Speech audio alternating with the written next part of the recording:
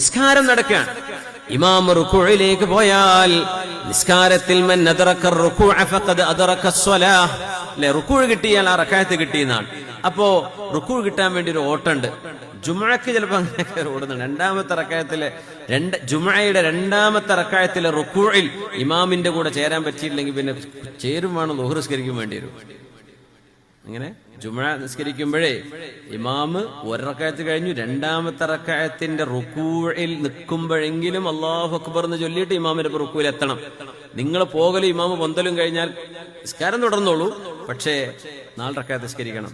അല്ലെ റുകൂഅ് കിട്ടിയാൽ ഒരു റക്അത്ത് കിട്ടി, പിന്നെ ഒരു റക്അത്ത് നിസ്കരിച്ചാൽ മതി, 2 റക്അത്ത് ജുമുഅ കിട്ടും. അല്ലെങ്കിൽ ളുഹ്ർ നിസ്കരിക്കേണ്ടി വരും. അപ്പൊ അതിനിച്ചിരി ധൃതിപ്പെടുന്നതിന് വല്ല കുഴപ്പമില്ല എന്ന് മഹാന്മാർ പറയും.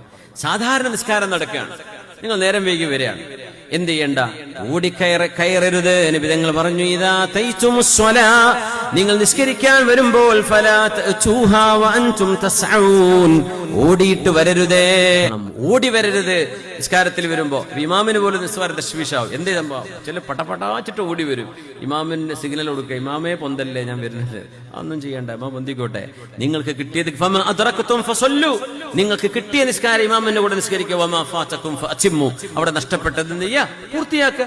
സലാം വിട്ടി കഴിഞ്ഞാൽ എണീറ്റ് നിസ്കരിക്കണം, ബാക്കി നഷ്ടപ്പെട്ടു പോയത് എന്ന് വിചാരിച്ച് നിങ്ങൾ എന്ത് ചെയ്യരുത്? ഓടിക്കയറി വരരുത്. അള്ളാഹുവിന്റെ മുമ്പിലേക്ക് നടന്നു വരണം. അത് അള്ളാഹുവിനതാണ് ഇഷ്ടമെന്ന് പുണ്യ നബി